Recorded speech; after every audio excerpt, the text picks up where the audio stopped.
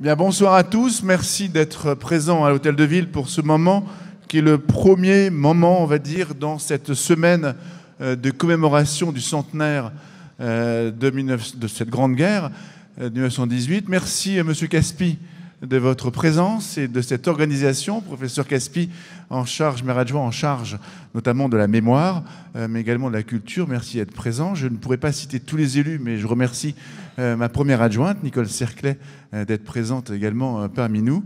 C'est le premier jalon d'une séquence qui nous mènera donc jusqu'à dimanche, avec à sa mort, plusieurs moments forts. Un moment qui sera important. Je vois ici M. Vincence avec les Flammes de l'Espoir qui réuniront peut-être 800 enfants de l'ensemble de la ville pour un moment vendredi au cimetière militaire important de commémoration. Et puis bien sûr, les commémorations du week-end. Au théâtre, il y aura une pièce de théâtre qui sera donnée également vendredi, 3/4 d'heure avant l'armistice. Ce sera au théâtre d'Arsonval. Une programmation spéciale au Lido également. Et puis vous avez vu autour de la mairie, grâce aux archives municipales que je remercie d'ailleurs, une exposition qui marque un peu sa mort à cette période-là. Période qui est une guerre qui a marqué l'ensemble de notre pays, l'ensemble de notre commune et l'ensemble de nos familles. En cela, elle a un caractère très particulier.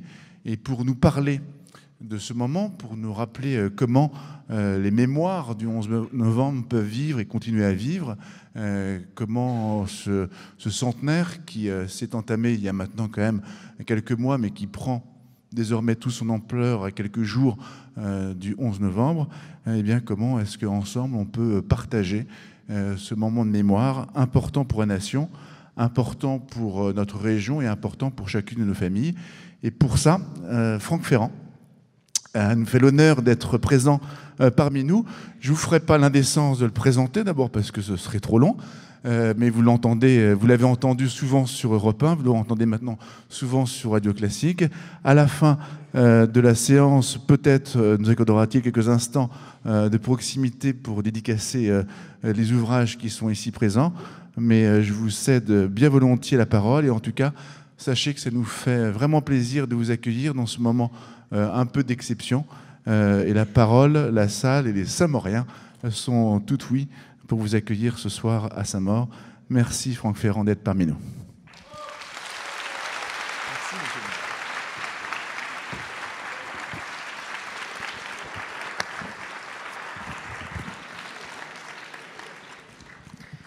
C'est moi, monsieur le maire, qui vous remercie de votre très chaleureux accueil. Pour tout vous dire, lorsque le professeur André Caspi, il y a quelques mois maintenant, m'a proposé de venir parler à Saint-Maur-des-Fossés devant un public choisi de ce grand sujet du 11 novembre, de cette célébration du 11 novembre à travers notre histoire, je pensais que j'allais prendre la parole devant une petite trentaine de personnes. Je suis un petit peu surpris, mais très agréablement, pour tout vous dire. Vous m'entendez jusqu'au bout, là-bas ? La salle est absolument magnifique. Moi qui aime les grands paquebots, on a l'impression d'être dans une salle à manger de première classe.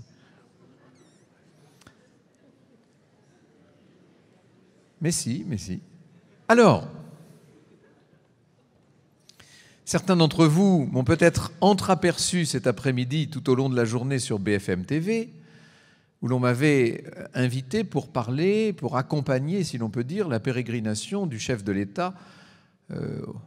Vous savez qu'en ce moment, le président de la République se déplace de grand site en grand site. Il est en train de reconstituer à lui tout seul la Première Guerre mondiale. Et il était ce matin aux Éparges, cet après-midi à Verdun. Et on m'a dit, ce serait bien que vous nous donniez quelques clartés sur ces batailles, sur ces engagements, etc. Bon, pourquoi pas. Et vous aurez peut-être remarqué, en tout cas pour ceux qui étaient branchés sur cette chaîne d'information en continu cet après-midi, que les journalistes successifs n'ont en gros cessé de me couper la parole. Donc je vais avoir ce soir, grâce à vous, monsieur le maire, grâce au professeur Caspi, grâce à à vous tous qui m'accueillez. Je vais avoir ce soir le loisir de parler, je pense, un peu plus librement. Et si vous êtes d'accord, j'aimerais commencer par évoquer le premier 11 novembre auquel j'ai personnellement assisté. C'était il y a 29 ans. C'était le 11 novembre 1989. Je venais d'avoir à l'époque mon diplôme de Sciences Po. Je commençais à m'intéresser à la question des commémorations dans le cadre de mon séminaire à l'École des Hautes Études. Donc j'étais complètement dans cette idée. Je me suis dit, il faut que j'aille voir, des visu, in situ, il faut que j'aille voir ce que c'est qu'un 11 novembre. Donc je me suis présenté de bonne heure sur la place de l'Étoile. Entre nous soit dit, on ne jouait pas tellement des coudes. Il n'y avait quasiment personne sur la place de l'Étoile. Enfin, il n'y avait pas grand monde, disons, sur la place de l'Étoile. Je pense sincèrement que nous étions moins nombreux ce matin du 11 novembre 1989 que vous n'êtes dans cette salle ce soir. C'était le président Mitterrand à l'époque qui présidait les cérémonies. Il y avait le long d'un des grands piliers de l'Arc de Triomphe, il y avait un gigantesque monument éphémère à l'effigie de Rouget de Lille. Et il s'agissait cette année-là de mettre en avant la Marseillaise qui était chantée par les chœurs de l'armée française et qui avait été mise en avant à l'occasion de ce 11 novembre. Et puis, et ça, c'était assez spectaculaire. On avait eu l'idée, c'était la première fois que cela se faisait, en tout cas la première fois depuis de nombreuses années, si l'on veut être précis. On avait installé des figurants qui étaient en uniforme bleu horizon et qui représentaient les fantassins de 14-18. Ils avaient leur capote bleu clair, vous savez. C'était assez émouvant, bien entendu, et je me rappelle très bien que le chef de l'État, descendant du véhicule de commandement où il avait fait le tour de la place avec le gouverneur militaire, était passé au milieu de tous ces soldats en habit d'époque. Il y avait aussi des vétérans encore en 1989. Pour tout vous dire, j'ai vérifié ça dans le cadre, sachant que j'allais vous parler ce soir, il y en avait encore 21 500 à cette époque. Et évidemment, ils ont disparu très vite, vous savez, jusqu'au dernier, j'y reviendrai tout à l'heure, bien entendu. Alors, j'ai regardé tout ça de près. La cérémonie a été relativement expédiée, autant que je me rappelle. Et puis quand je suis rentré chez moi, j'ai voulu voir ce que ça donnait à la télé. Et notamment, je suis allé revoir l'enregistrement sur le site de l'INA il y a quelques jours. J'ai revu le journal de 20h d'Antenne 2 en 1989, le 11 novembre, journal présenté par Daniel Bilalian à l'époque. Et je suis tombé sur Mstislav Rostropovitch, qui était en train de jouer devant le mur de Berlin une suite de Bach. Vous vous rappelez forcément cette image, elle a été répétée ad libitum depuis. Et oui, ce 11 novembre 1989, Rostropovitch jouait pour célébrer la chute du mur de Berlin. Et sur un journal qui exceptionnellement durait 37 minutes, les célébrations du 11 novembre ont tenu en tout et pour tout 4 minutes 30.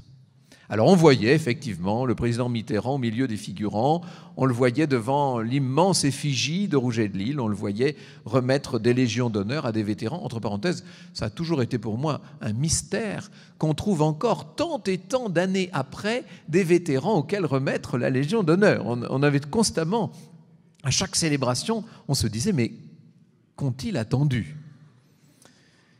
Il faut parfois vivre plus vieux que les autres, vous savez, c'est peut-être un des secrets. Alors, je vais poser face à ce phénomène du 11 novembre, face à ce fait de société, à ce qui est devenu une véritable institution au sens propre et au sens plus familier, je vais poser les grandes questions, savoir ce que c'est que ce 11 novembre, qui l'a institué, dans quelles circonstances, comment il s'est développé, quelles sont les formes qu'il a peu à peu prises jusqu'aux célébrations que nous sommes en train de vivre cette semaine. Nous revivrons ensemble, je vais évoquer bien sûr le 11 novembre 1918, très rapidement, puisque nous parlons ce soir des commémorations, donc je ne vais pas vous raconter la journée même du 11 novembre 1918.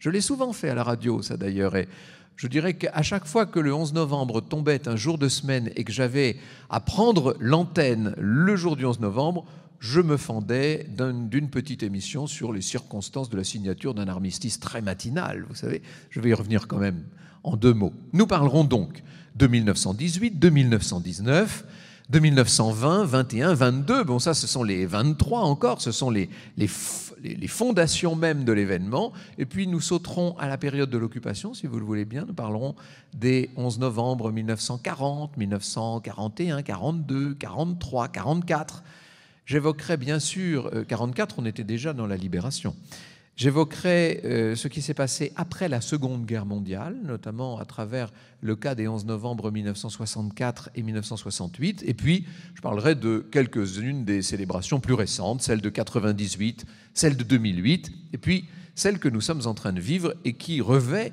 un caractère, un éclat, qui revêt une importance toute particulière, puisque, je ne vous apprends évidemment rien, nous célébrons cette année le centenaire de ce grand événement.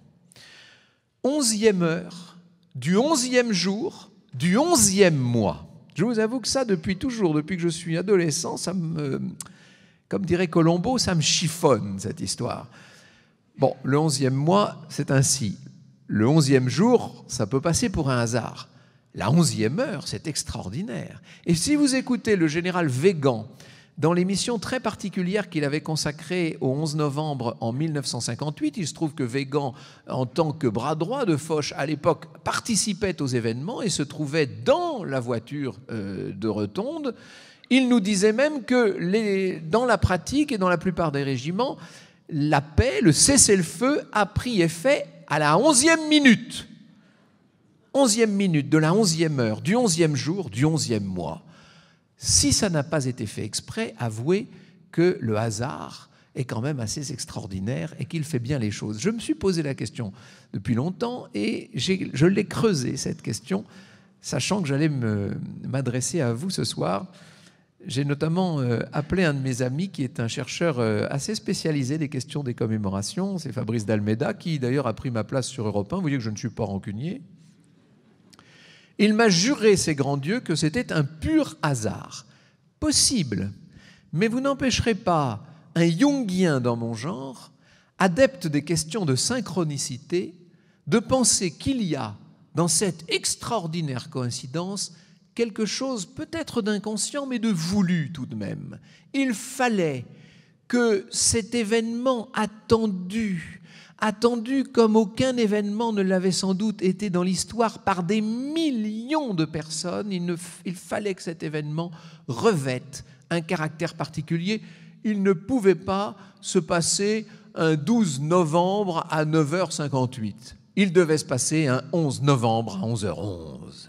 C'est en tout cas, encore une fois, la prise d'effet du cessez-le-feu, parce que ce 11 novembre en question, c'est très tôt le matin, à 5h35 exactement, que les plénipotentiaires allemands ont apposé leur signature sur le document que leur avait présenté le maréchal Foch, triomphant et droit dans ses bottes.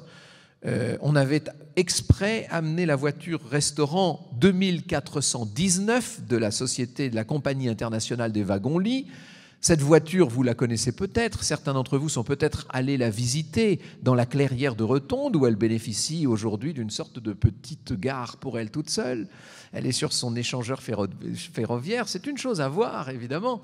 Cette voiture avait été détachée par la Compagnie internationale des wagons-lits spécialement pour l'occasion, et elle l'a été dès le 21 octobre. C'est vous dire, entre parenthèses, et c'est souligner le caractère laborieux des tractations et des pourparlers qui devaient aboutir à cet armistice du 11 novembre. On avait commencé, les plénipotentiaires Herzberger et ses petits compagnons étaient arrivés en France le 7, enfin en France, de ce côté-ci de la ligne du front, le 7 octobre. Vous imaginez, il aura fallu plus d'un mois. Il aura fallu 5 projets successifs d'armistice. Il aura fallu bien des rebondissements sur lesquels je ne m'appesantirai pas ce soir, car ce n'est pas l'objet de notre causerie de ce soir. Mais sachez que ça a été long, difficile, avec des avancées et des reculs, avec beaucoup d'espoir et quelques déceptions.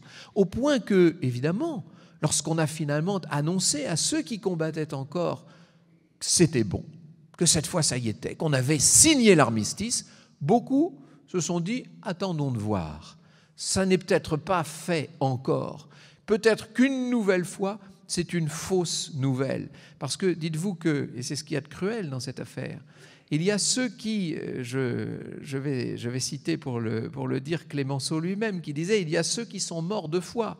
Parce que les combattants qui sont morts entre le 7 octobre et le 11 novembre 1918 sont, c'est vrai, d'une certaine manière, morts de foi. Vous imaginez ça? C'est terrible de mourir dans l'absurdité d'un règlement de conflit dont on sait déjà que, dans les faits, sur ces grandes bases, il est réglé. Alors, cette voiture de 1419, un mot peut-être, c'est de l'anecdote, ça, mais c'est bon à savoir, et puis ça vous permettra de placer ça dans les dîners, c'est toujours sympathique. Vous n'aurez pas le sentiment d'être venu pour rien, d'une certaine manière. Cette voiture de 1419, elle a fait l'objet d'une sorte de vénération après la signature de l'armistice. Et il a été décidé relativement tôt, au printemps 1919, qu'elle serait exposée dans la cour des Invalides.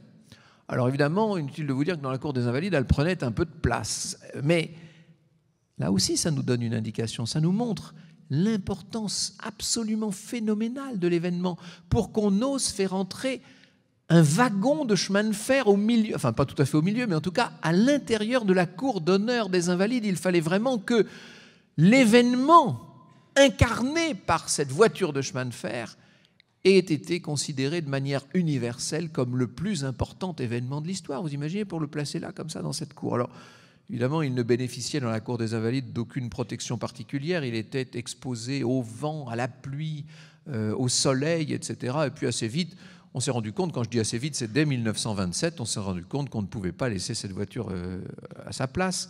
Le directeur du musée de l'armée envoie lettre sur lettre aux responsables du ministère de la guerre, comme on disait à l'époque, bien qu'on fût déjà dans une période de paix, et pour signaler que la voiture était en grand danger et qu'il fallait faire quelque chose. Eh bien, croyez-moi si vous voulez, vous êtes assis, ça tombe bien, pas tous d'ailleurs, ce sont des mécènes américains qui ont débloqué les fonds pour permettre de restaurer la voiture et de l'installer à l'abri dans sa clairière de Rotonde, dans cette clairière où elle est restée depuis. Alors quand je dis elle est restée depuis, c'est pas tout à fait vrai, parce que là encore, vous savez qu'une des premières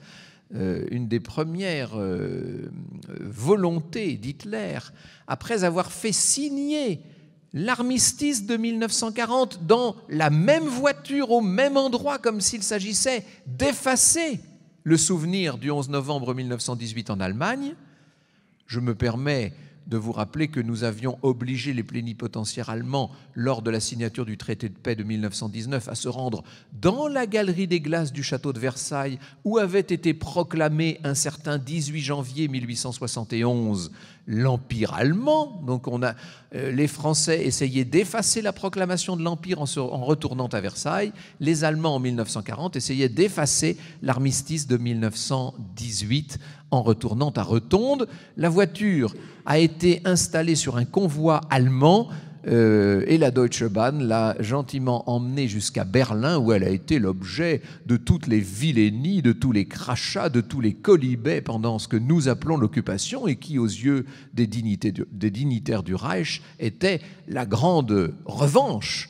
Et puis, au moment des bombardements sur Berlin, donc au printemps 1944, eh bien les choses, automne d'ailleurs 1944, les choses se sont gâtées, la voiture a été détruite, il a fallu prendre sa sœur jumelle, la réaménager pour lui donner l'apparence qu'avait sa sœur jumelle, et on l'a débaptisée et rebaptisée 2419, et aujourd'hui, vous pouvez retrouver, quand je dis aujourd'hui, il va falloir aller vite parce qu'aux dernières nouvelles, elle n'était toujours pas prête d'ailleurs, mais enfin, il est prévu qu'elle le soit pour la visite du chef de l'État, là, dans 2 jours, donc là, je pense que on va travailler jour et nuit à Rotonde. En tout cas, vous pourrez voir d'ici quelques jours la voiture de 1419, qui n'est pas la voiture originale, mais qui est la reconstitution la plus approchante qu'on ait pu en donner. Je ferme, cette parenthèse. Je vais essayer d'en faire le moins possible de ces parenthèses, mais ça me paraissait amusant à vous raconter. Donc, cet événement du 11 novembre 1918 est très matinal, je vous l'ai dit, un peu après 5 heures du matin. Il a été très longuement attendu. Il intervient dans un contexte délétère que je n'ai même pas besoin de souligner. Il y a eu la révolution russe en 1917, en mars, et surtout avec le coup d'État bolchevique en octobre 1917. Il y a eu l'entrée en guerre des États-Unis, n'est-ce pas, qui affirme définitivement leur premier rang parmi les puissances du monde. C'était déjà largement le cas depuis la Première Guerre mondiale. C'est maintenant tout à fait certain avec ce 11 novembre 1917. Il y a la révolution un peu partout en Europe. Il va bientôt y avoir la révolution à Vienne et il y a la révolution à Berlin, ce qui explique au demeurant que les plénipotentiaires qui sont venus signer l'aient fait au nom d'un chancelier de papier, puisqu'il n'y avait même plus d'occupants, comment dirais-je, de titulaires, à la chancellerie du Reich au moment de la signature de l'armistice. Ça vous donne une idée de l'état de dégradation de la situation. On est dans une période extrêmement terrible. Clémenceau a voulu faire la guerre. Clémenceau a refusé les offres de paix séparées, d'abord en tant que président de la commission de la défense au Sénat, du temps du ministère Ribot, et puis ensuite, à partir d'octobre 17, en tant lui-même que président du Conseil. Il ne voulait pas entendre parler de paix à d'autres conditions que la victoire.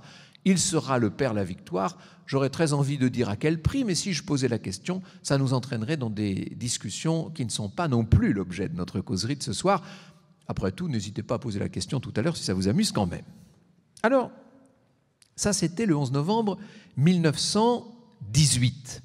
Ce 11 novembre 1918 n'a pas été perçu de la même façon par tout le monde. J'aurais fait cette conférence il y a encore quelques semaines. Je vous aurais dit que ça a été, j'ai eu l'occasion 100 fois de raconter ça à la radio et à la télévision, je vous aurais dit que ça a été un extraordinaire soulagement dans la population française, un cri de joie sorti de millions de poitrines à l'unisson, peut-être la plus grande communion populaire de toute notre histoire. Eh bien, ce soir, je ne vais pas vous dire ça. Parce que ce soir, et je l'ai apporté pour vous le montrer, je dispose d'un petit livre qui vient d'être publié chez Privat, qui est un livre du professeur Rémi Casals, qui a beaucoup travaillé sur ces questions, qui s'appelle « La fin du cauchemar, 11 novembre 1918 ». Et ce livre nous raconte, en s'appuyant sur un très grand nombre de témoignages de combattants et d'anciens combattants, nous raconte la manière dont a été perçu ce 11 novembre sur le coup, en 1918. Et c'est assez surprenant, pour tout vous dire. Vous voyez, je prends juste quelques extraits pour vous donner une idée. Alors, entendons-nous, dans les villes de France, les civils font la fête. On a vidé toutes les bouteilles de champagne dont on disposait dans toute la France. On a dansé, on a chanté, on a ri ensemble. Ça a été vraiment un moment extraordinaire de communion, comme on le revivra ensuite au moment des célébrations de la Libération en août 1944 et dans les mois qui suivent. Mais sur le front, il en est allé tout autrement. Voilà, par exemple, si j'en crois Rémi Casals, ce que Moïse Hébrard, qui est de la classe 18, qui vient donc d'entrer seulement, c'est un petit bleuet, lui, pour le coup, il vient d'entrer sous les drapeaux. Ça fait quelques mois seulement, enfin quand je dis seulement, il fallait les faire, mais ça fait quelques mois qu'il est au feu. Et voilà ce qu'il raconte. Un avion français nous survole et lance des papiers. Les clairons sonnent, c'est bien l'armistice. Notre réaction ? Nous pensons à nos camarades morts, à leurs familles, à tous ceux qui sont atteints par ces deuils, et nous n'éprouvons vraiment aucune joie. Nous avons toujours à l'esprit les camarades connus ou inconnus qui ne reviendront plus à leur pays. Bien sûr, quelque chose a changé, mais pour l'heure, nous ne savons même pas trop quoi. Il n'y a plus, bien sûr, de mitrailleuses qui tirent, plus de canons qui tonnent, mais tout est dévasté autour de nous, si bien que nous avons le plus grand mal à croire à la paix. C'est quand même assez étonnant. Alors vous allez me dire, si c'était seulement Moïse Hébrard, c'était seulement un conscrit qui disait ça. Mais non, c'est le témoignage général de tous ceux qui ont vécu l'événement. Je cite par exemple Élie Bartaburu, qui lui, alors en revanche, est parti en guerre en 1914. Vous imaginez, il a fait les 4 années pleines, lui. Il est sous-lieutenant au 17e bataillon de chasseurs. Il écrit à ses parents « Chers parents, Je ne vous ai pas écrit depuis plusieurs jours, mais je pense que vous ne vous serez pas inquiétés puisque tout est fini. Vous me parlez d'un arrosage phénoménal de l'armistice ? Eh bien, détrompez-vous, car si à l'intérieur, là-bas, il a été accueilli par des démonstrations de joie délirantes, chez nous, et c'est, je crois, dans toute l'armée, la nouvelle a été accueillie avec un calme vraiment impressionnant. Un calme vraiment impressionnant, un fort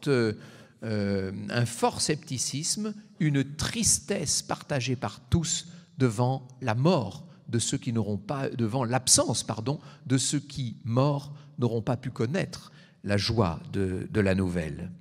Je vous cite un dernier témoignage, on pourrait en citer des dizaines, puisque le livre en révèle un très grand nombre, tous plus passionnants les uns que les autres, et qui nous montrent tous, selon que les soldats sont d'infanterie en première, 2 ou 3e ligne, selon qu'il s'agit de soldats d'artillerie, selon qu'il s'agit d'officiers ou de simples soldats. Les réactions ne sont pas les mêmes, mais toutes vont dans le sens d'une sorte de stupéfaction, de stupeur. Depuis des années, raconte le capitaine Gérard Chaumette, qui est un Charentais du 115e RI, 115e régiment d'infanterie, il est dans les Ardennes. Depuis des années, il s'était accoutumé, il parle de ces hommes, à l'existence terne des tranchées dont la mort toujours présente ne pouvait rompre la monotonie. Ils avaient appris à se contenter de satisfactions modestes, une permission, un repos, un quart de vin, une partie de cartes. Ils étaient arrivés à s'installer dans cette vie comme si elle devait être éternelle, qu'elle pût cesser. Ils le souhaitaient tous les jours, maudissant la guerre et leur servitude. Mais que cette paix, si souvent désirée, fût là, toute proche, à portée de la main, cette hypothèse les écrasait et les écrase. Elle dépasse leur entendement. Je pense que c'est fondamental d'avoir ça à l'esprit, notamment dans la perspective là, des célébrations du 100e anniversaire, parce que vous voyez que cette paix, cet armistice, ce n'est pas encore la paix ce sera en juin 19, mais cet armistice de novembre 1918 a d'abord été accueilli avec la plus grande stupéfaction par ceux qui combattaient depuis si longtemps qu'ils avaient l'impression qu'ils ne sortiraient jamais de cette espèce d'enfer permanent. Donc une distinction très nette entre la société civile et les combattants. Alors vous allez me dire, on va fêter ça quand même. Oui, on va fêter ça le 14 juillet 1919. C'est le fameux grand défilé de la victoire sur les Champs-Élysées. 3 heures d'un défilé monstre comme on n'en a jamais connu. Ça a été un moment extraordinaire. Et puis, on va fêter ça, ou plutôt, on va célébrer tous les morts. 9 millions de morts pendant la Première Guerre mondiale. Je ne fais aucune allusion là à la grippe espagnole. 4,5 millions dans chaque camp, à peu près 1 400 000 Français. 1000 tous les mois depuis le début de la guerre. Il y a eu des moments dans la guerre où il mourait un homme en moyenne toutes les minutes. Ça vous donne une idée, c'est tout à fait phénoménal, c'est incroyable, c'est une somme gigantesque. On montrait cet après-midi, puisqu'on attendait le président de la République qui avait beaucoup de retard, on montrait l'ossuaire de Douaumont, vous savez, qui représente la garde d'une épée enfoncée dans le sol, comme ça, avec cette tour centrale, cette espèce de phare qui a la forme d'un obus. Et je disais aux téléspectateurs, j'essayais de dire entre 2 interruptions, j'essayais de dire que l'ossuaire en question fait 137 mètres de long et qu'il contient les ossements mêlés français-allemands, puisque évidemment ce sont des ossements de soldats inconnus qu'on n'a pas pu reconnaître, qu'on n'a pas pu repérer sur le champ de bataille de Verdun. Donc évidemment on n'a pas pu faire le départ, on n'a pas pu trier le bon grain et livrer, si j'ose ainsi m'exprimer. Et je le fais avec tendresse, croyez-le bien. 132 000 corps, c'est-à-dire quasiment 1000 corps, tous les mètres de ce gigantesque bâtiment. Et ce n'est que Verdun. Bref, tout ça pour dire que on a célébré les morts dès l'époque, mais on l'a fait le 2 novembre 1919, le jour des morts. Pas du tout le 11. Qu'est-ce qu'il y a eu le 11 novembre ? Il n'y a rien eu du tout. 11 novembre 1919, premier anniversaire de l'armistice, rien. Vous savez, ça me fait penser au journal de chasse du roi Louis XVI, à la date du 14 juillet.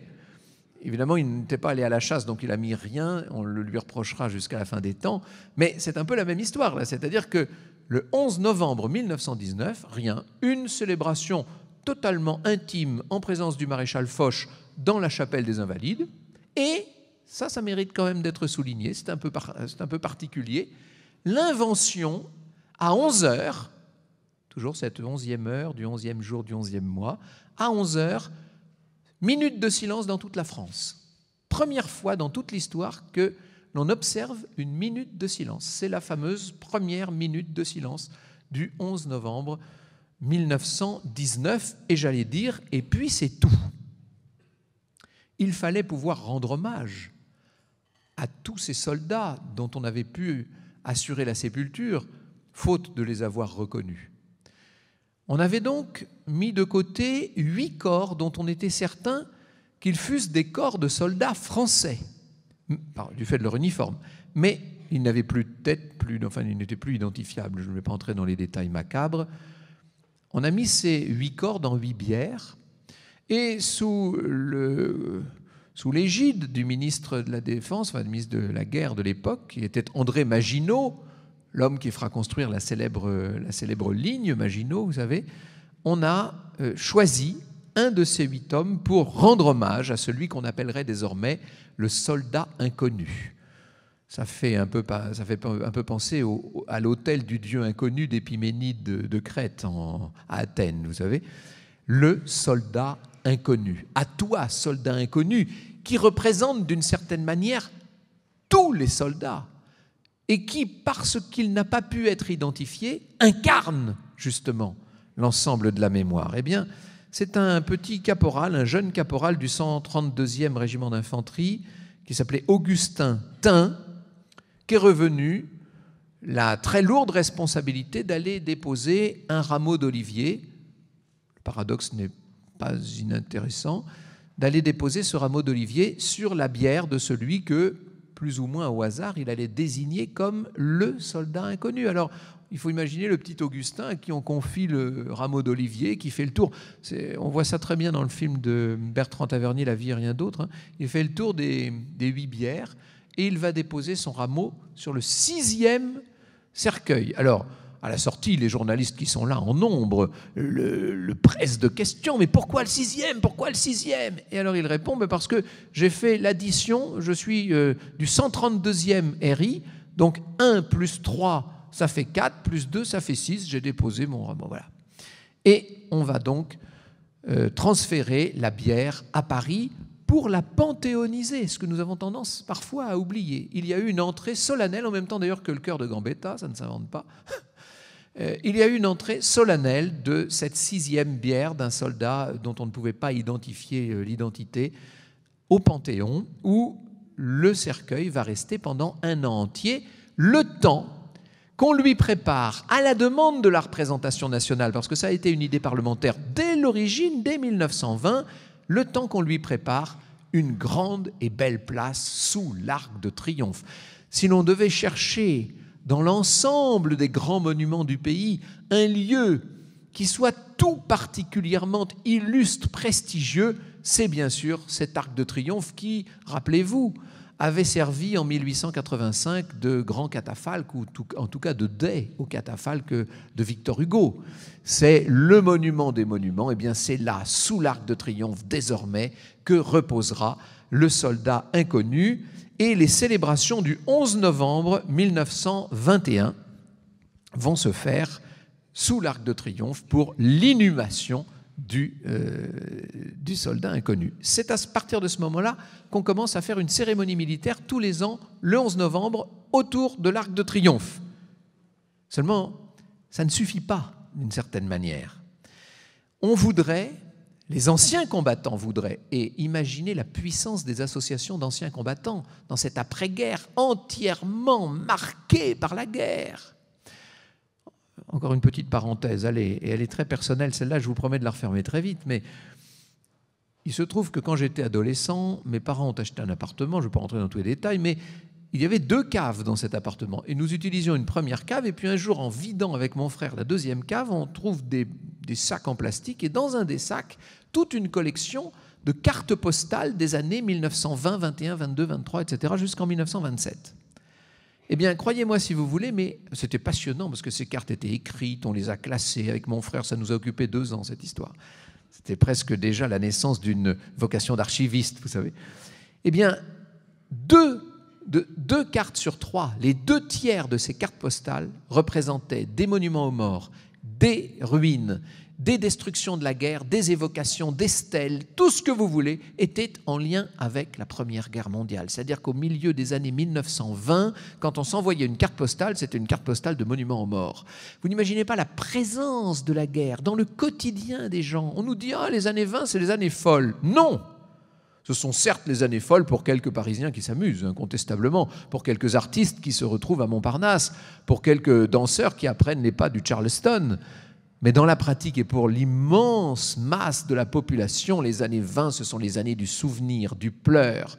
Ce sont les années de la souffrance. Ce sont les années où l'on ne peut pas avoir de réunion de famille sans qu'on voit arriver 1 ou 2 éclopés, des gens qui ont été gazés, ou pire, des gueules cassées. Vous savez, ces 17 000 personnes dont le visage avait été reconstruit parce qu'il était les débuts encore balbutiants d'une chirurgie plastique qui s'est d'ailleurs développée à la faveur de la reconstruction faciale.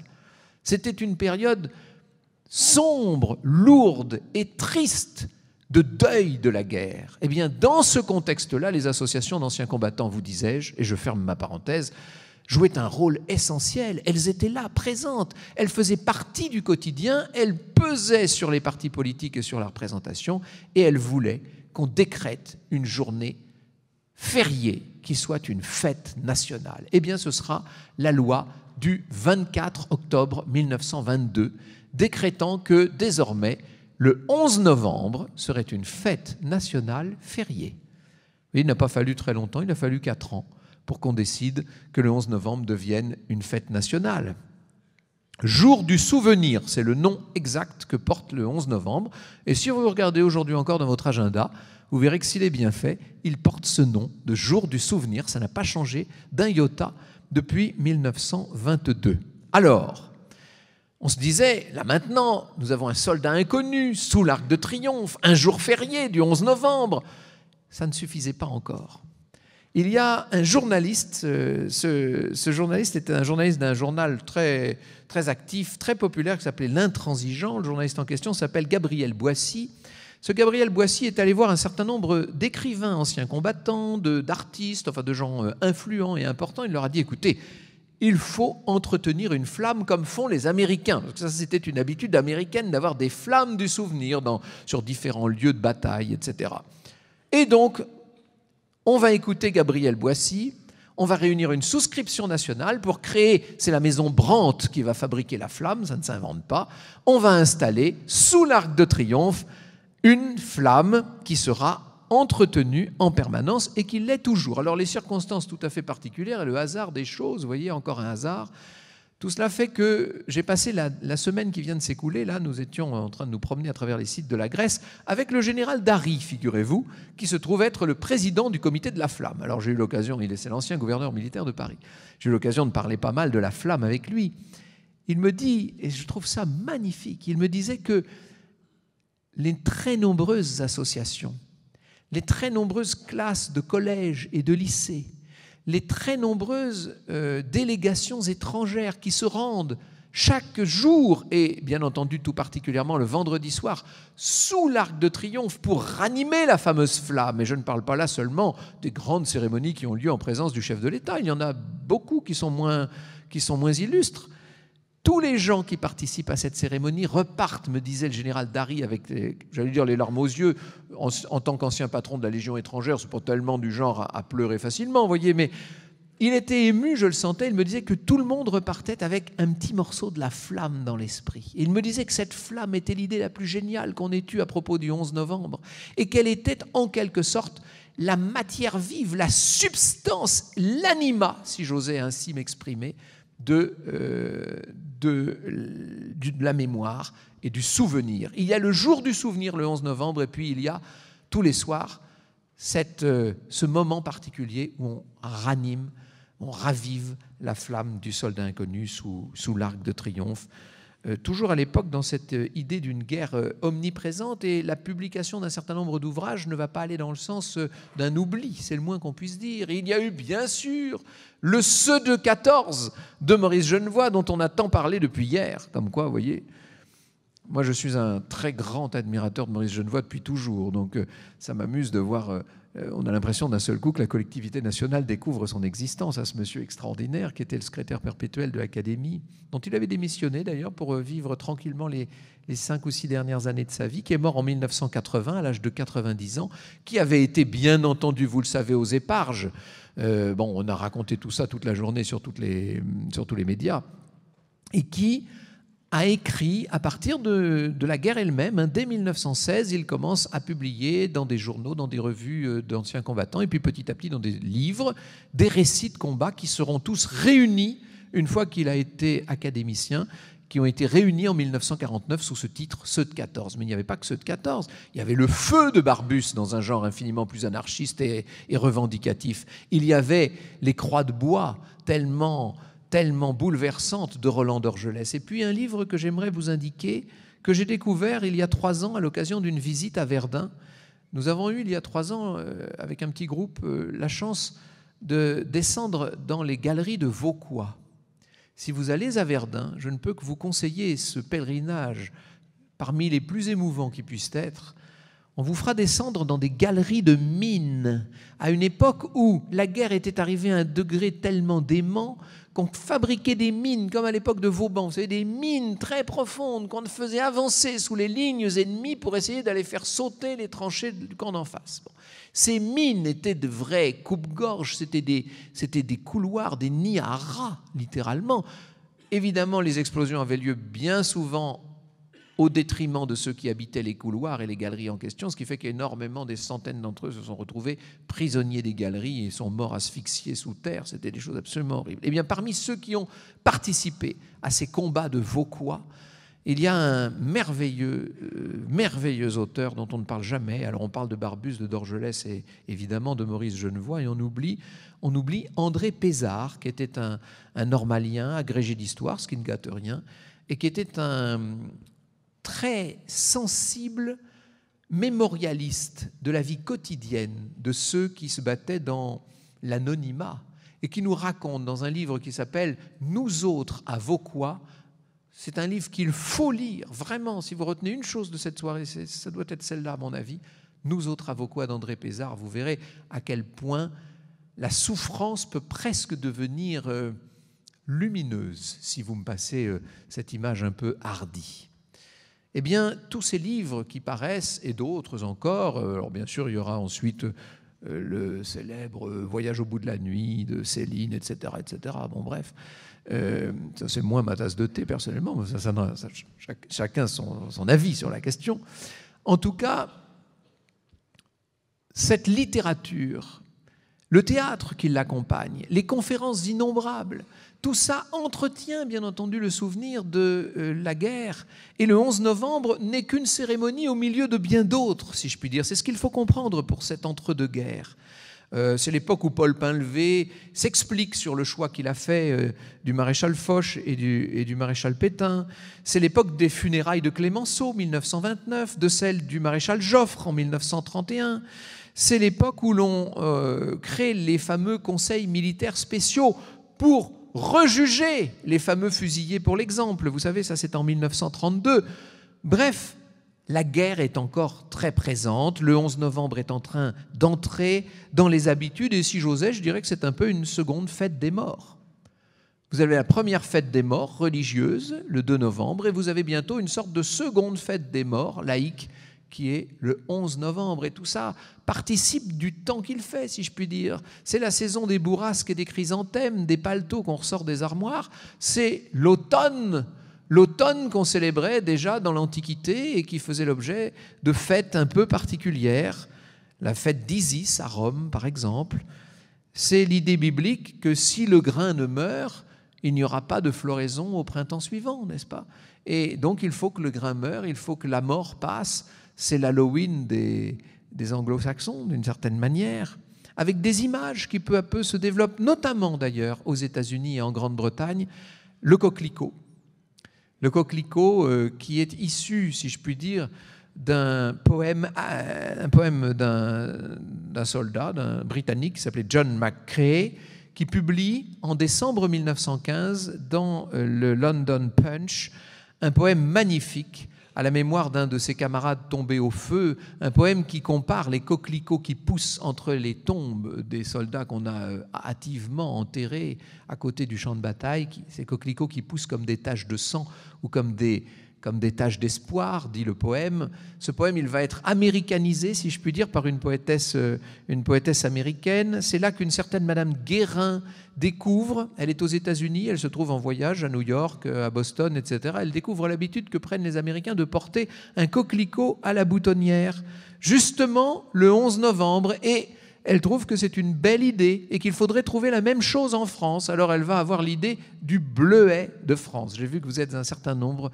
dans cette assemblée ce soir à arborer ce magnifique bleuet qui est l'équivalent français de ce que les anglo-saxons célèbrent à travers le coquelicot.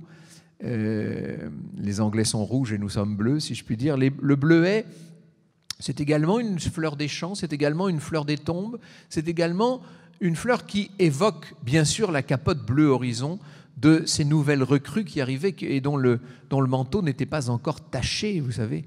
Bientôt, tout ça devenait plutôt gris, plutôt terne, boueux. On raclait les manteaux, vous imaginez, on raclait les manteaux pour faire enlever, pour leur ôter la couche de boue qui les maculait. Eh bien, quand il y avait de nouvelles recrues qui arrivaient au front, eux avaient encore leur beau manteau tout bleu, et ces petits gamins, on les appelait les bleuets, avec vous imaginez, avec beaucoup de tendresse et sans doute le cœur bien serré. Eh bien, les bleuets sont devenus, avec le coquelicot, sont devenus la fleur du 11 novembre d'une certaine manière. C'est un décret de 1931 qui institue officiellement le bleuet comme fleur de la célébration du 11 novembre.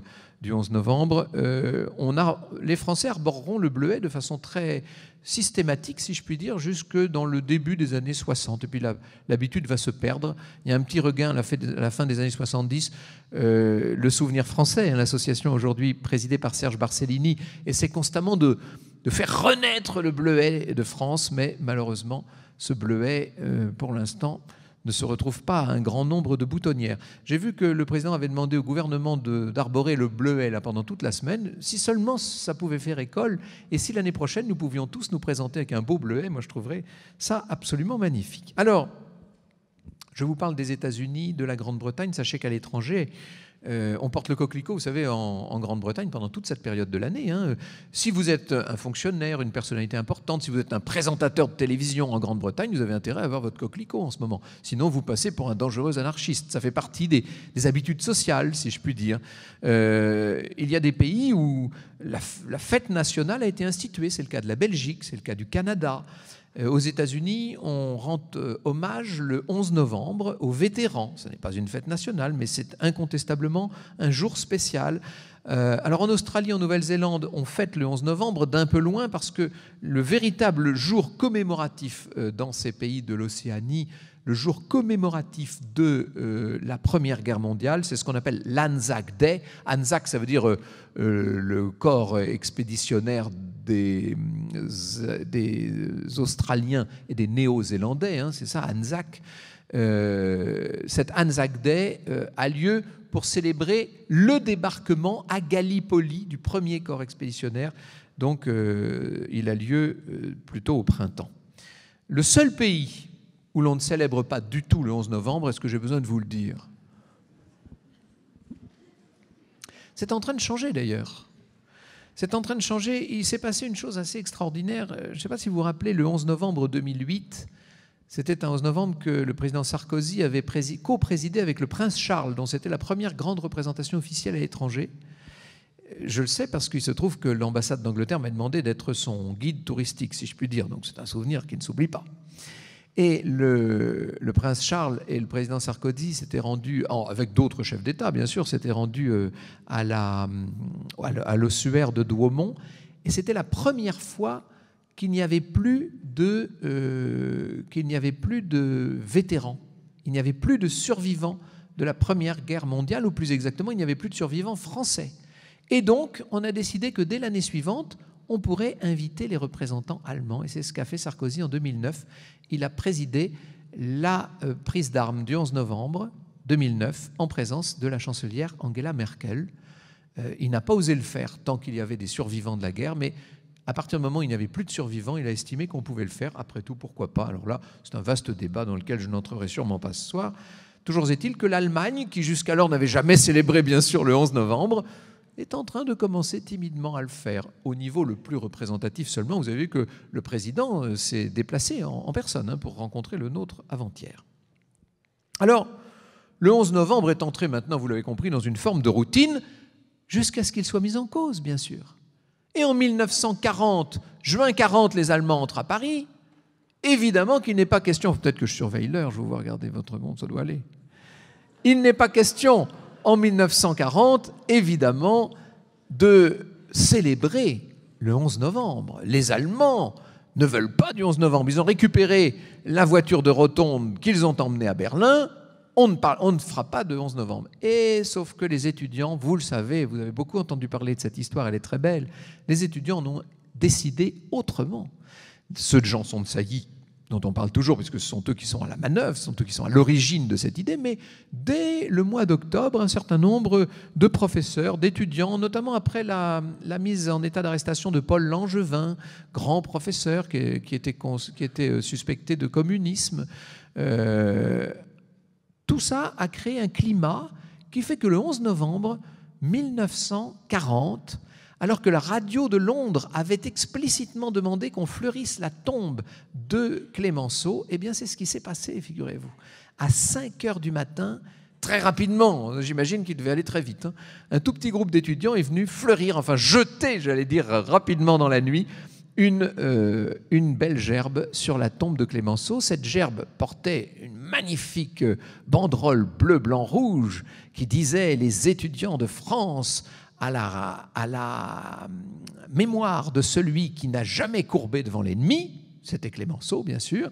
Et ils avaient agrafé la carte de visite qu'ils avaient fabriquée eux-mêmes, la carte de visite du général de Gaulle, ce qui ne manquait pas de sel. Inutile de vous dire que ça n'a pas fait plaisir du tout aux autorités allemandes à Paris. On a très vite cherché les auteurs de ce méfait qu'on n'a pas retrouvé, mais en revanche, on a trouvé tous ceux qui, dans le cours de la journée, sont venus défiler à l'appel d'un certain nombre d'associations totalement spontanées, totalement improvisées, qui sont venus défiler à partir de 17h à l'Arc de Triomphe. Et ce sont 200, 800, 1000, 4000, à la fin 5500 personnes qui se sont retrouvées en haut des Champs-Élysées pour célébrer à la barbe de l'occupant ce 11 novembre 1940. Alors il y a eu 160 arrestations quand même. La quasi-totalité, c'était des très jeunes gens, la plupart c'est des étudiants, donc ils ont été relâchés très vite, mais il y en a eu quelques-uns qui, directement suspects d'activités subversives, n'est-ce pas, ont été déportés, hélas, mais enfin une très grande partie, c'est vrai, ont été libérés en 1940, je précise bien. Ça a été le premier acte, l'acte fondateur de la résistance française, de la résistance intérieure française, cette affaire du 11 novembre 1940. C'est très important. En 1941, le général de Gaulle fait directement allusion à ces événements dans un grand discours qu'il va prononcer à Covent Garden et qui est retransmis évidemment sur la radio, sur la BBC. Et dans son discours, le général de Gaulle fait un portrait extraordinaire de Clémenceau. Entendre un royaliste traditionnaliste comme était le général de Gaulle en 1941 faire l'hommage du républicain acharné qu'était Clémenceau, ça ne manque pas de sel, mais c'est vous dire que dans les périodes de guerre, tout est possible, n'est-ce pas? Et c'est un très bel hommage et un très beau portrait de Clémenceau sous la plume, si je puis dire, et dans la voix légèrement chevrotante du général de Gaulle, discours qui a été reproduit par toutes les associations, enfin par tous les réseaux de résistance à l'époque, et qui a joué là encore un rôle non négligeable. Et puis, en 1942, le 11 novembre est singulièrement terni par les événements, puisqu'il vient d'y avoir, vous savez, le débarquement anglo-américain en Afrique du Nord. Les Allemands choisissent, si je puis dire, le 11 novembre, en tout cas 2 jours, 36 heures après le débarquement anglo-américain, ils envahissent la zone libre. Ils considèrent le régime de Vichy comme une sorte de satellite. Il n'y a plus de zone libre en France. Drôle de 11 novembre que celui de 1942.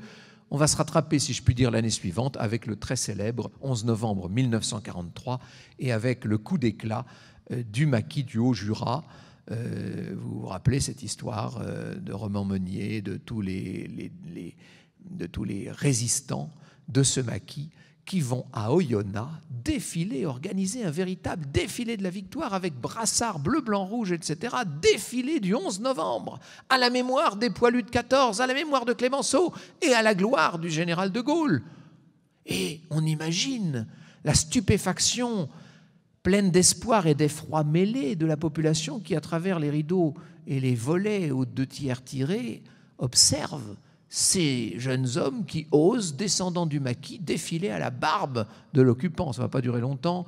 Le maire d'Oyonnax va être fusillé, son premier adjoint va être fusillé aussi. Alors là, la répression allemande va être absolument terrible. On est en 1943, on ne plaisante plus du tout.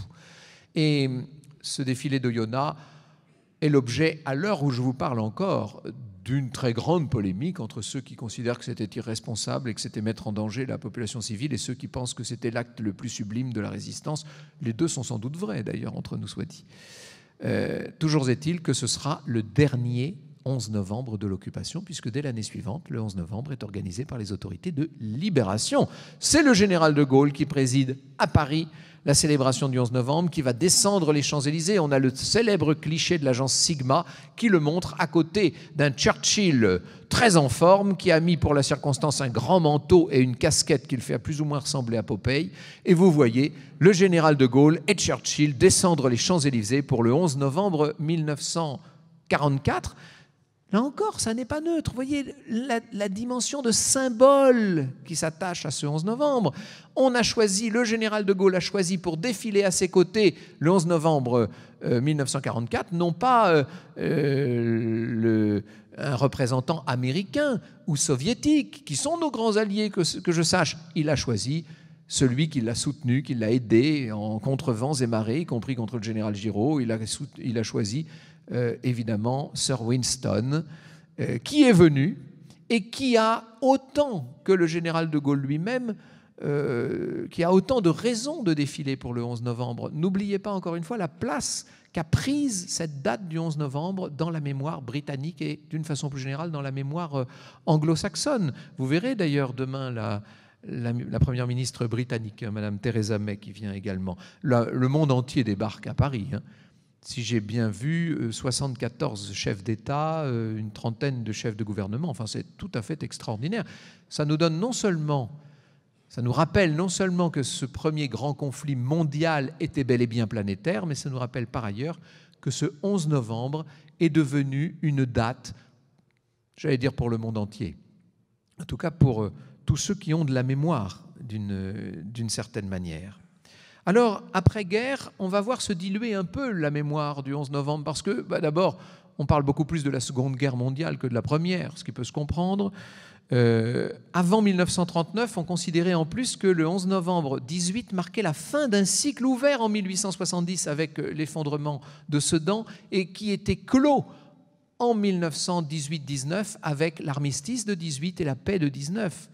Après 1944, on est bien obligé de considérer qu'au contraire, il est bien plus probable que le 11 novembre soit le début d'un cycle qui est celui de la revanche allemande, qui est le cycle qui s'ouvre avec l'armistice de Rotonde et la paix de Versailles et qui se clôt en 1944-1945. Et puis, disons-le, il y a la concurrence des guerres coloniales, la guerre d'Indochine, certes, mais surtout bientôt la guerre d'Algérie, qui est une guerre de conscrits et qui touche de près les familles au quotidien. Et quand vous avez le papy, auquel il manque parfois un bras, qui vient vous raconter sa guerre de 14, il ennuie tout le monde. Il faut avoir l'honnêteté de le dire. Ce n'est pas moi qui le dis, c'est Jean-Baptiste Durosel, mais je crois qu'il a raison. À partir des années 1960, les vétérans de 14 sont vieillissants et ils fatiguent l'opinion.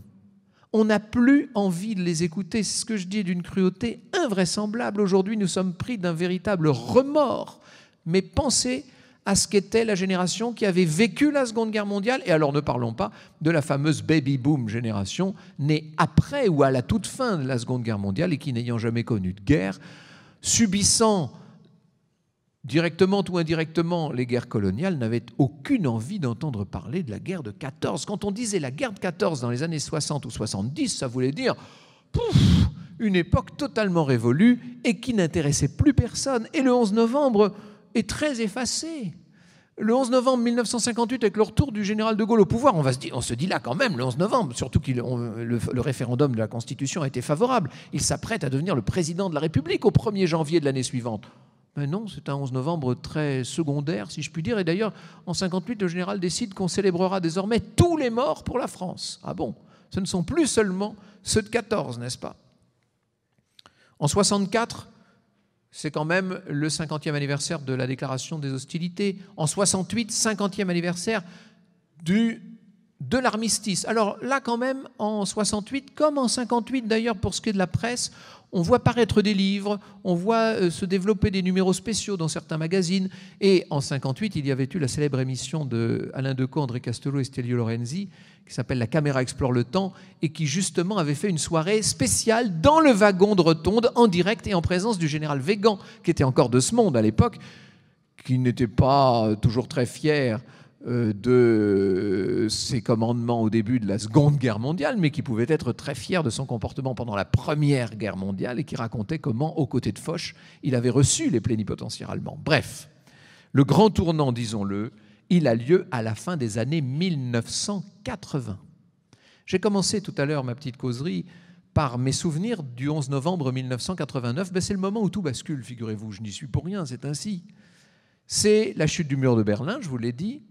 C'est l'année suivante, 2 ans plus tard, l'effondrement de l'Empire soviétique. C'est en 1992 la signature du traité de Maastricht. C'est en 1997 la décision par le nouveau président Chirac de supprimer la conscription.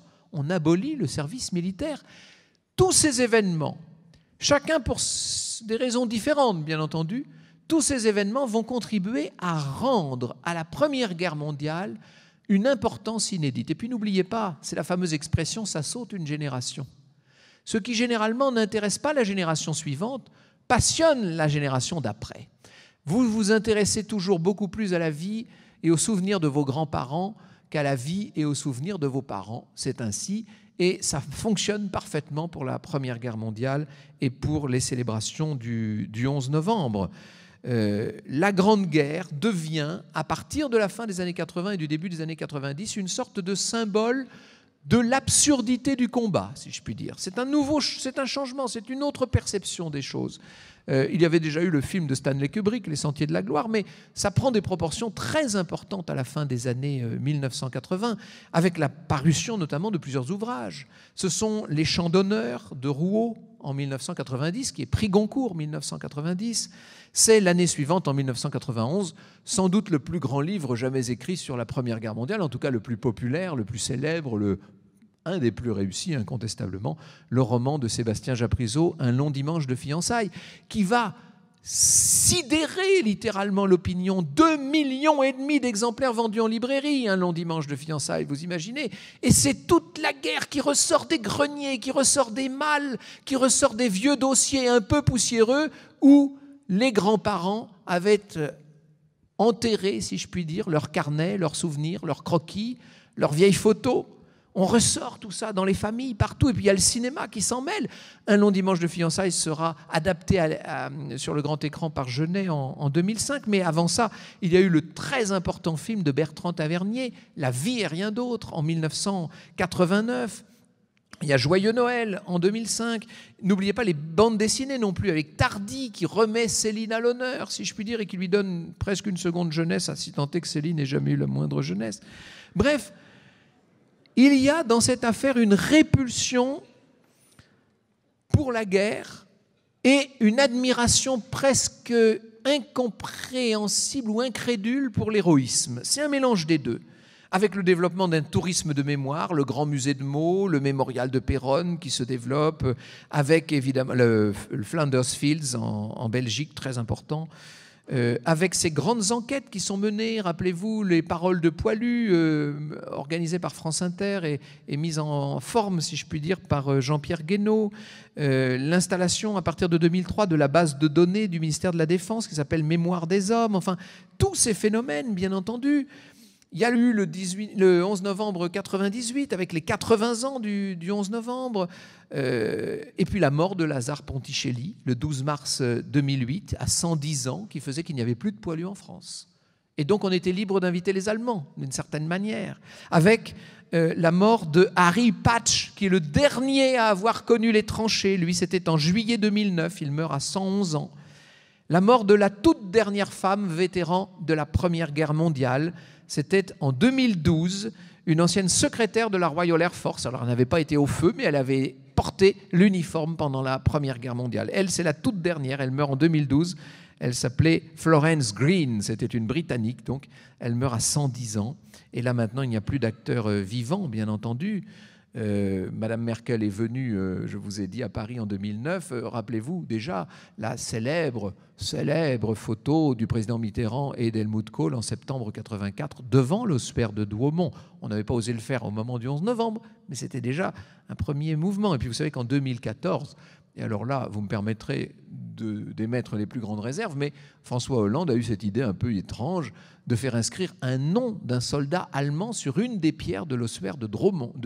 Il s'appelle Peter Freundl. Il n'en demandait peut-être pas tant, le pauvre bougre, mais enfin c'est ainsi.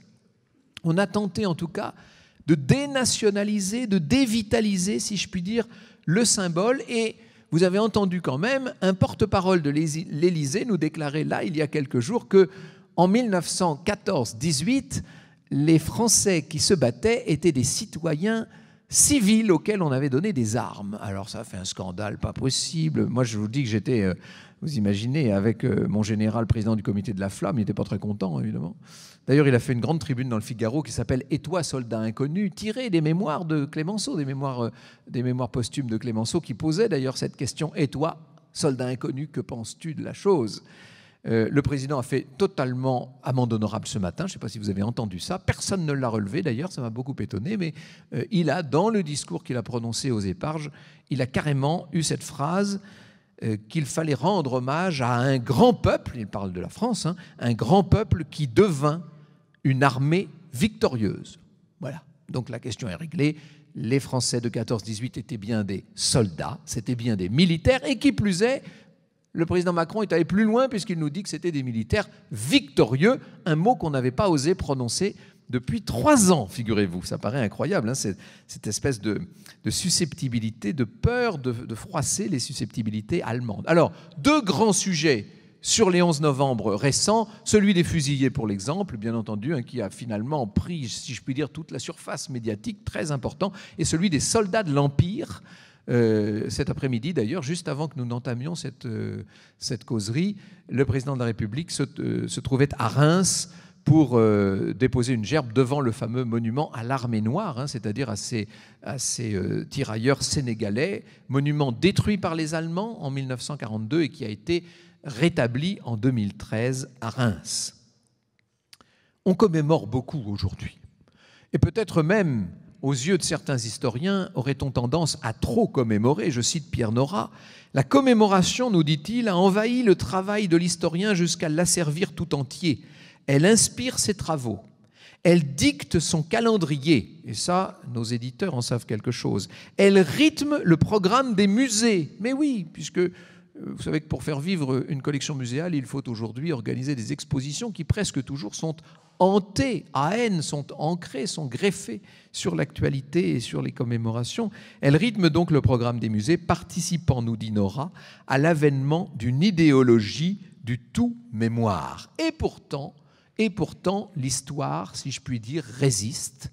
On tente d'expliquer l'incompréhensible, si j'en crois Jean-Baptiste Durosel, qui se pose la question « Comment ont-ils tenu dans des conditions aussi terribles ?» Ils ont tenu, nous dit-il, par la propagande qui était immense, par le mensonge organisé de la censure, par l'embrigadement dès l'école dans un contexte de Troisième République qui voulait courir à la revanche de 1870 et à la récupération de l'Alsace et de la partie occupée de la Lorraine. Ils ont tenu grâce à la contrainte militaire qui n'a pas reculé devant des exécutions, pour l'exemple, qui semaient dans les régiments la terreur. Ce n'est pas ce que pensent d'autres historiens, je pense à Annette Becker, je pense évidemment à Stéphane Audouin-Rousseau, qui ont, eux, développé une autre idée de ce qui s'est passé en 14-18, c'est l'idée du consentement.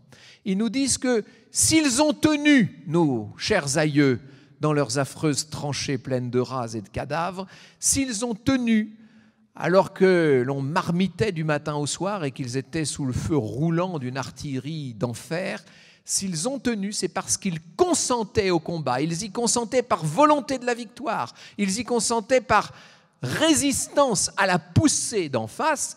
Ils y consentaient par une forme de nationalisme volontaire, par haine du Boche, nous dit-il, et par culture de guerre. Songez à Péguy, songez à Bergson et à d'autres. Une troisième génération d'historiens qui contestent cela. C'est Casals qui nous dit que le consentement est réel, mais qu'il ne touchait que les élites de la société.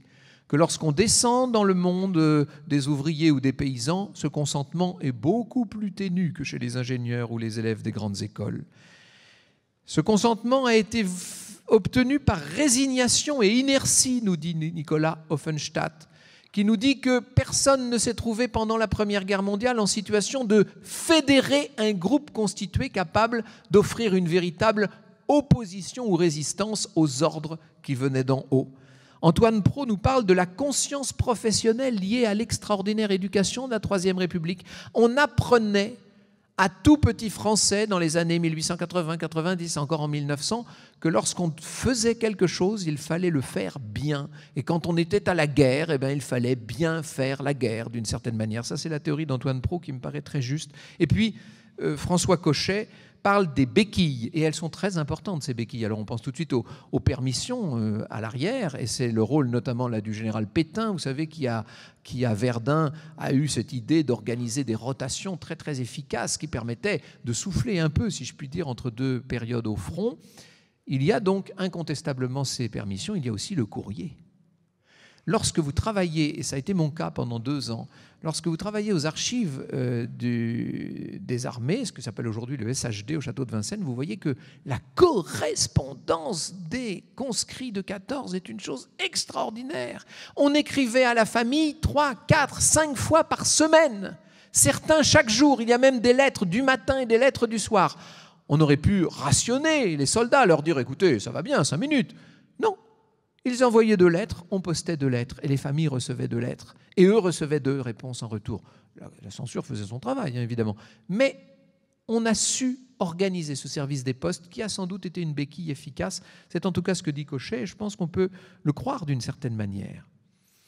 Alors, évidemment, se posent encore un certain nombre de questions, mais ce sont des questions qui relèvent plus, d'une façon générale, de la perception de la guerre dans son ensemble que du vécu du 11 novembre en particulier, ce qui était mon sujet. Le 11 novembre, aujourd'hui, est peut-être le jour, et ça tombe bien parce qu'il ne fait pas beau généralement, enfin on va voir là, mais généralement il ne fait pas beau 11 novembre, ça va avec la guerre, il y a un esprit de guerre, c'est le moment où l'on repense aux tranchées, où l'on repense aux sacrifices, où l'on repense à ceux qui se sont battus, qui ont tenu justement, comme dirait Durosel, et où l'on repense à l'extravagante calamité de ce suicide collectif d'une Europe qui se jette, qui se précipite dans la marmite, si vous me passez l'image. Je citerai, pour en finir, et ce sera l'une de mes conclusions, je citerai le post-scriptum que dans le film La vie et rien d'autre, le personnage incarné par Philippe Noiret adresse à la femme qu'il aime, jouée par Sabine Azema, qui est de l'autre côté de l'Atlantique, aux États-Unis, vous savez. Il lui écrit et il ajoute un post-scriptum que je vais vous lire. Post-scriptum. C'est la dernière fois que je vous importune avec mes chiffres terribles, mais par comparaison avec le temps mis par les troupes alliées à descendre les Champs-Élysées lors du défilé de la Victoire, environ 3 heures, je crois, j'ai calculé que dans les mêmes conditions de vitesse de marche et de formation réglementaire, le défilé des pauvres morts de cette inexpiable folie n'aurait pas duré moins de 11 jours et 11 nuits.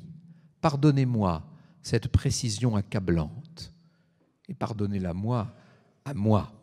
Il y a le sentiment d'une inexpiable folie qu'il faut essayer d'expier une fois par an le 11 novembre. Et je crois que c'est partagé par une partie très importante de la population.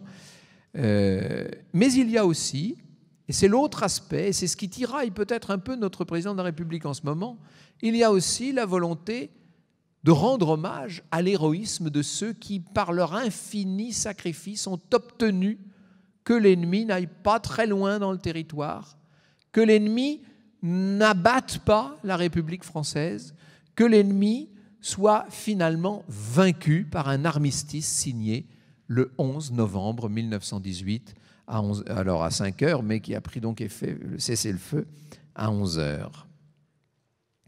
Il y a certains destins dans ce 11 novembre qui sont assez ironiques, et c'est celui notamment d'Augustin Trébuchon. Augustin Trébuchon avait 40 ans en 1918. Il faut que vous imaginiez un petit bonhomme, je regardais sa photo hier soir, c'est un petit bonhomme aux cheveux blonds, il fait 1m61. Il était originaire de Lozère où il exerçait la profession de berger, ce Augustin Trébuchon. Il était en train, ce 11 novembre 1918, à 10h56, 4 minutes avant le cessez-le-feu définitif, il était en train de porter un message à son capitaine et il a reçu une balle en pleine tête. 4 minutes avant la fin de la guerre, dont il est évidemment la toute dernière victime. Il aura été, à quelques minutes près, le dernier des quelques 1 400 000 Français morts au champ d'honneur.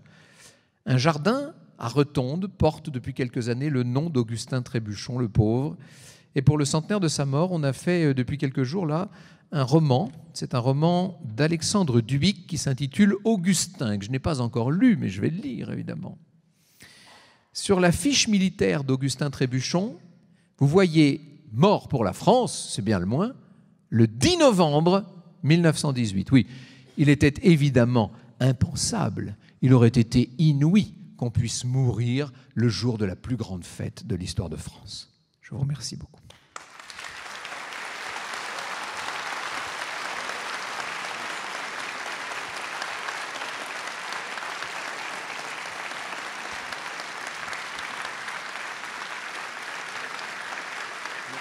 Merci beaucoup.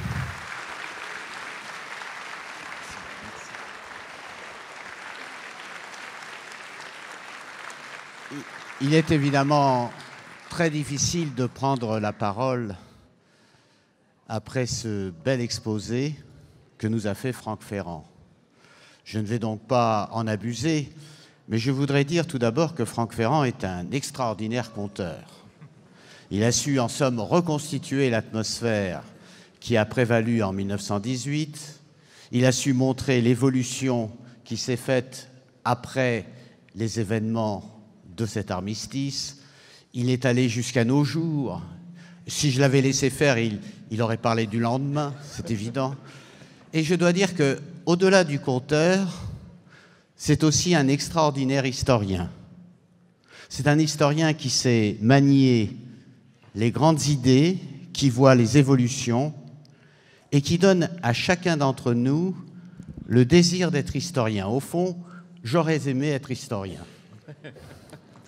Ce qui veut dire que, grâce à Franck Ferrand, ce 11 novembre 1918 a pris toute son ampleur, a revêtu toute son importance, et je crois que cela annonce bien les événements que nous avons l'intention d'évoquer au cours de cette semaine, qui seront évoqués bien sûr sur le plan national, avec d'autres moyens, avec d'autres invités, mais dans chacune de nos communes, il y a ce désir de rappeler ce qu'a été l'armistice il y a 100 ans, comment le 11 novembre a évolué et ce qu'il est devenu aujourd'hui pour chacun d'entre nous. Car chacun d'entre nous ne manque pas d'avoir un grand-père, un arrière-grand-père, ou peut-être encore plus loin, un arrière-arrière-grand-père qui a combattu. Et je crois que c'est là un moment d'émotion et un moment de compréhension de ce qu'est notre histoire nationale. Alors je ne saurais trop remercier Franck Ferrand de ce qu'il nous a dit. Évidemment, cet auditoire est très varié puisqu'il correspond à tous les âges. Je suis très heureux de saluer d'ailleurs les lycéens de Marcellin-Berthelot qui sont venus tout exprès pour écouter Franck Ferrand, comme je salue toutes celles et tous ceux qui ont fait le déplacement ce soir. Et je voudrais bien évidemment ouvrir le débat, vous dire si vous avez des questions, posez-les, je suis sûr qu'il saura répondre. Alors, on peut essayer. Est-ce qu'il y a parmi vous une ou deux questions que l'on pourrait poser à Franck Ferrand ? Celui ou celle qui en prend l'initiative sera largement récompensé. Il y a des photographes. Donc allez-y, n'hésitez pas. Vous hésitez, quoi, si je comprends bien. Ah, tout à fait là-bas. Bah, alors, est-ce qu'il y a un micro, Didier? Alors, on va vous apporter un micro.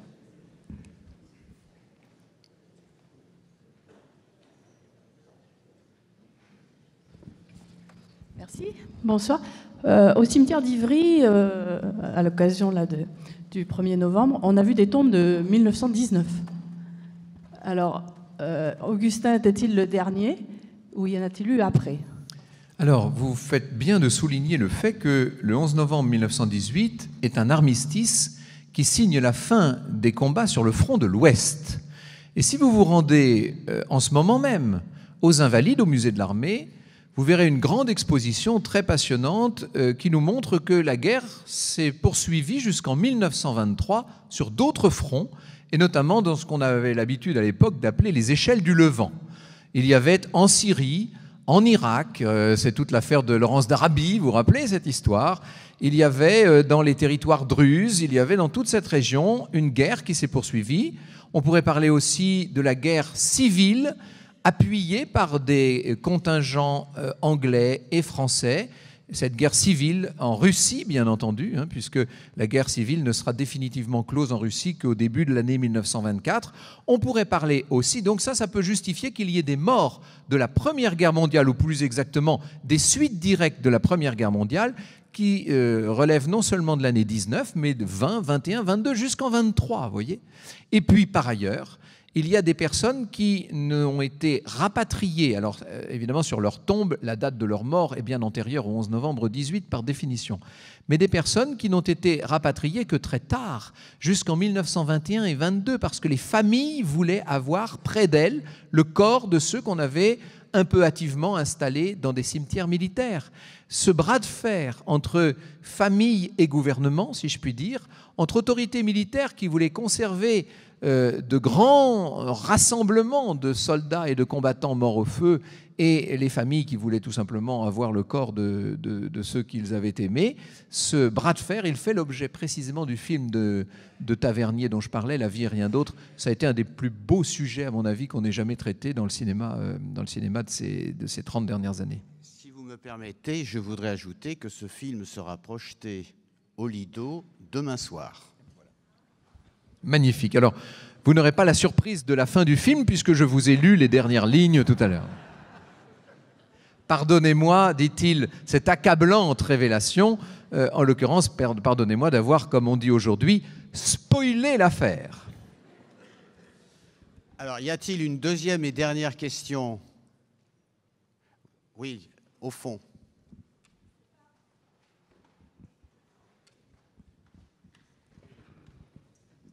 Merci.